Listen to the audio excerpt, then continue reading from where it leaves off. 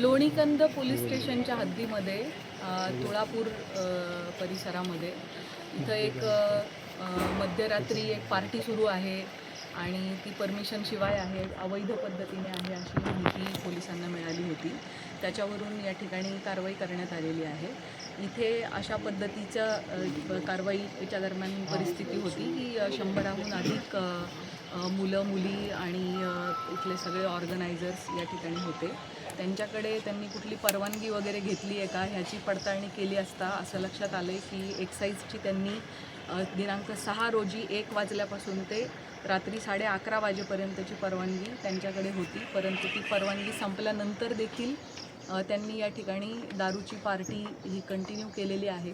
त्याच्यामध्ये काही इसम हे वयवर्ष 21च्या आतले असण्याची संभावना वाटते. आम्ही त्याची तपासणी करून घेत आहोत आणि या प्रकरणी हा व्हेन्यू ज्यांनी उपलब्ध करून दिलेला आहे त्याच्यात काय रोल आहे. त्यांनी अशा रीतीने 11:30पर्यंतची परवानगी असताना पुढेही चालू आहे पार्टी ह्याची त्यांना कल्पना असतानाही त्यांनी ती सुरू ठेवली आहे का ह्याची पडताळणी सुरू आहे.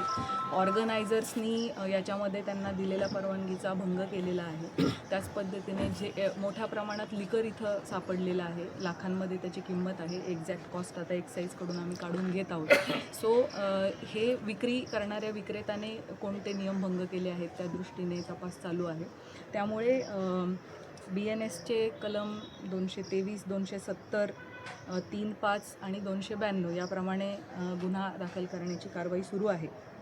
त्याच पद्धतीने महाराष्ट्र प्रोहिबिशन ॲक्टचे देखील अनेक गोष्टींचं उल्लंघन झाल्यामुळे आपली प्रोहिबिशन ॲक्टप्रमाणे कारवाई चालू आहे. महाराष्ट्र पोलीस ॲक्टप्रमाणे 33 रेड विथ 131 प्रमाणे गुन्हा दाखल होत आहे. तंबाखूजन्य पदार्थ यामध्ये सापडलेले आहेत आणि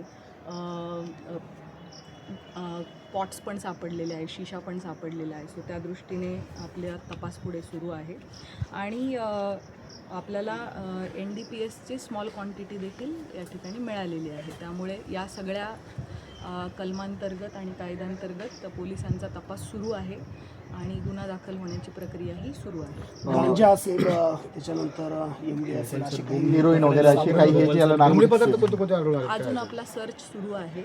आत्तापर्यंत आपल्याला स्मॉल क्वांटिटी गांजाची सापडलेली आहे. धार्मिक स्थळ खरं तर या ठिकाणी या गावामध्ये आणि अशा ठिकाणी वेळोवेळी खरं तर अशा पार्ट्या होतात असं स्थानिक नागरिक सांगतात. मात्र याकडे पोलिसांचं लक्ष नसतं. आम्ही त्या स्थानिक नागरिकांकडून याविषयी अधिक विचारपूस करू आणि पोलिसांचं अशा पद्धतीच्या सगळ्या अवैध कृतींवरती लक्ष आहे आणि पोलिसांची सातत्याने कारवाई सुरू आहे आणि सुरू राहील.